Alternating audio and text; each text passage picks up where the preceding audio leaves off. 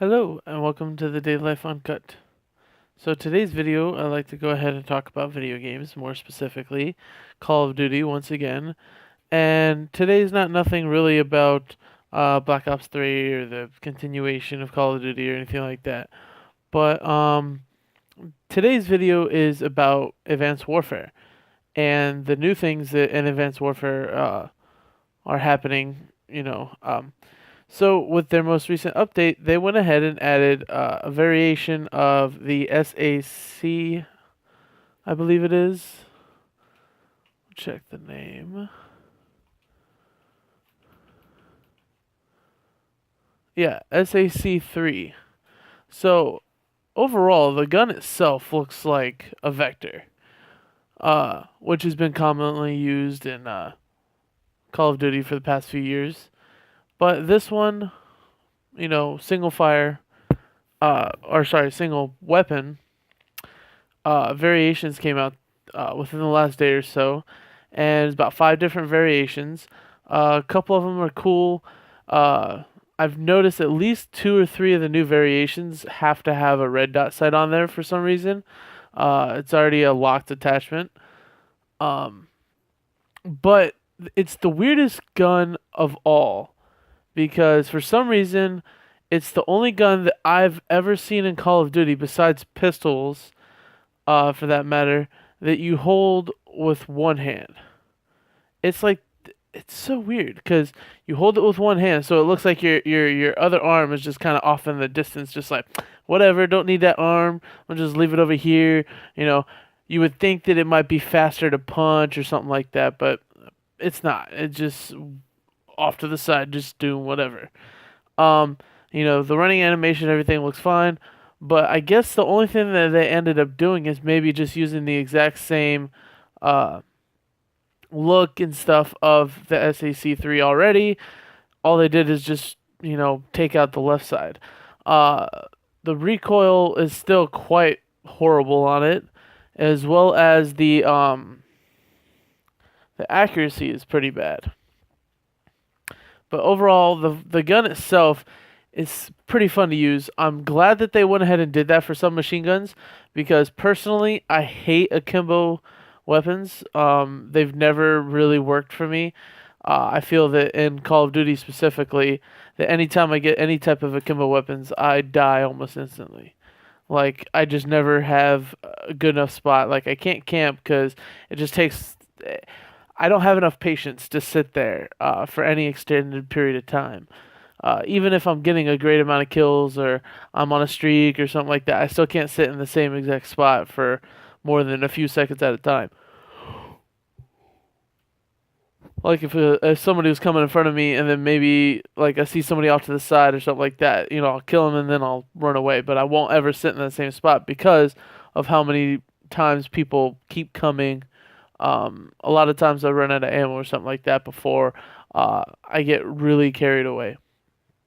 Now, with that said, the gun overall, it's gonna be okay to use. It's not gonna be great. It's not gonna be bad, but I think it's gonna be pretty okay for the fact that it's easier to use than akimbo weapons. Absolutely, 100% easier to use.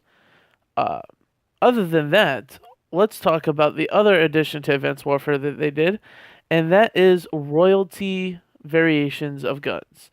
Now, I believe there's 7 of those.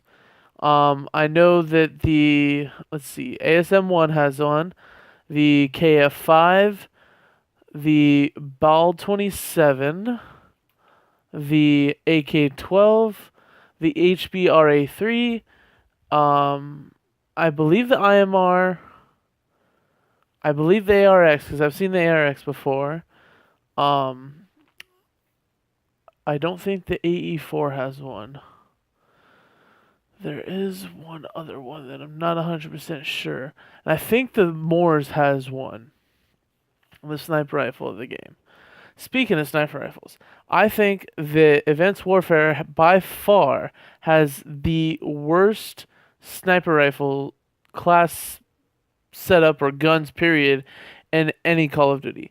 Like before, I used to be able to use like sniper rifles like it was nothing. It was easier to use them. It was more, you know, not as much had to do with the damage to recoil or anything like that. A lot of it had to do with the feel of the gun, and I guess more or less none of these guns feel right. I hate the NA-45. Like I can understand the concept where they want the first bullet to go and then the second bullet to explode. Like that's a cool concept, but that might be something that for like a crossbow. Like I don't see how the any sniper rifle would ever have an exploding bullet. It's by far unrealistic and just not. I don't even think something that would be brought in real life in the future. I don't see that happening. I don't see that being a good thing. An exploding bullet just seems bad because if it ever misfired or prematurely bursted, then you pretty much blow yourself up. And I don't see that happening. Um, the Morse is an okay sniper rifle. Like I know that a lot of people like it, and in advanced warfare and stuff, people are more susceptible to use it and stuff like that. I myself are kind of like, it's okay. It's by far definitely the best one in the game, but overall, it's probably still the worst one in Call of Duty, uh, out of all the other games in general. Now, the most recent one that I remember that was absolutely a beast, and that was the L115.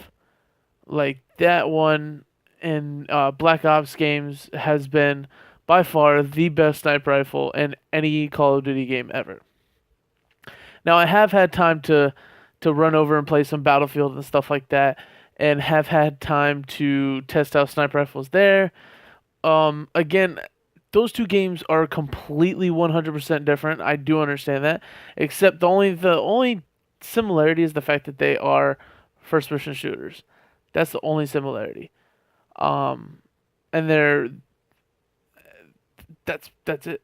Battlefield and Call of Duty are way differently played. Um, I do like the fact that you know I'll have to get into this part on a different video because that's going to take too long to explain my likes and dislikes between the two games. So let's go ahead and put that for tomorrow's video. So stay tuned tomorrow and you will see the likes and dislikes between Call of Duty and Battlefield. More specifically, I will go ahead and do Advanced Warfare versus Battlefield Hardline. Um, so that's it for today's video. Check back tomorrow for that. And go ahead and always follow me on Twitter at DailyLifeUncut. I always put that in the description. So, go ahead and follow me. Maybe we might see a gameplay video of the two. Maybe there might be a comparison video or something like that. Maybe, never know. With that said, I'll catch you guys tomorrow. As always, it's my journey.